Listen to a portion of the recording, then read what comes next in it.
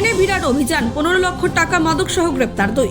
ট্রেনে মাদক পাচারের বিরুদ্ধে অভিযান, আর অভিযানেই মিলল বিরাট সাফল্য। জানা যায়, রেল পুলিশের উচ্চপদস্থ কর্তা এসআরপি কুনয় ভূষণ সিং এর কাছে গোপন সূত্রে খবর আসে যে ট্রেনে পাচার হচ্ছে ব্রাউন সুগার। গোপন সূত্রে এই খবর পাওয়া মাত্রই তিনি তার স্পেশাল অপারেশন গ্রুপ এবং জিআরপিকে সেই তথ্য প্রদান করে দ্রুত অভিযানের প্রস্তুতি নেওয়ার কথা বলেন। পদস্থ কর্তার এই নির্দেশে তড়িঘড়ি টিম তৈরি করে স্পেশাল অপারেশন গ্রুপ এবং জিআরপি এনজেপি।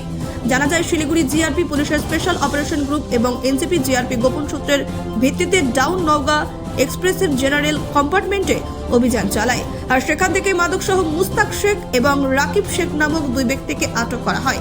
ধৃত মুস্তাক শেখ কালিয়াচকের সুলতানগঞ্জের বাসিন্দা, রাকিব শেখ কালিয়াচকের মৌচামপুরের বাসিন্দা।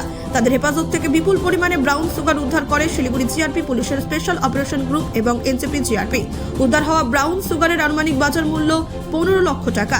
ধৃতদের জিজ্ঞাসাবাদ করে জানা যায়, গুয়াহাটি থেকে মালদার দিকে নিয়ে যাওয়া হচ্ছিল এই মাদক। অপরদিকে সূত্র মারফত জানা যায়, ধৃতদের শনিবার জলপাইগুড়ি আদালতে তুলবে এনজেপি জিআরপি এবং আদালতের কাছে ধৃতদের রিমান্ডের দাবি জানিয়ে এই চক্রে আরও কারা জড়িত রয়েছে সে বিষয়ে তদন্ত করবে রেল পুলিশের স্পেশাল অপারেশন গ্রুপ এবং এনজেপি জিআরপি আধিকারিকরা। অপরদিকে এদিনের এই অপারেশনে মুখ্য ভূমিকা নেন এসওজির ওসি আয়ত্রী গাঙ্গুলি এবং এনজেপি জিআরপির আইসি প্রেমাশিস চট্টরাজ। এটা আমাদের এসআরপি স্যার ডক্টর কুনয় ভূষণ সিং স্যারের একটা স্যারের ইনফরমেশন ছিল। এসওজি সহায়তা স্যার এটা মনিটর করছিল অনেক দিন ধরে। তো আমাদের এটা ট্রেনটা কি আছে, তামরাম এক্সপ্রেসে পার্টিকুলার ইনফরমেশন ছিল। তামরাম এক্সপ্রেসে যেরকম, তো আমাদের ডাউন ট্রেন, হ্যাঁ ডাউন ট্রেন তামরাম এক্সপ্রেসে যে 2 জন প্যাসেঞ্জার, এখন এই ইনভেস্টিগেশন সাথে 2 জনের নাম আমি প্রকাশ করছি না। তো এদের কাছ থেকে 520 গ্রাম ব্রাউন সুগার আমরা পাওয়া গেছে সাসপেক্টেড। এখনও ফরেন্সিক করলে আরও ক্লিয়ার হবে, ফরেন্সিক রিপোর্ট পেলে।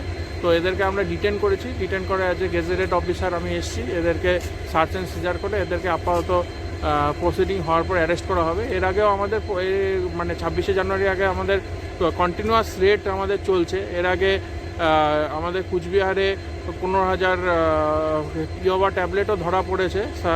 আমাদের স্যারেরই ইনফরমেশন ছিল, ওখান থেকে ভালো আমাদের রিকভারি আছে। ওখান থেকে আমরা অ্যারেস্ট করে একজন মহিলাকে অ্যারেস্ট করেছি।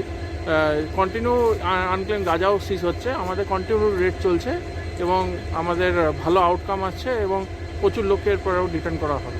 স্যার কোথাকার বাসিন্দা?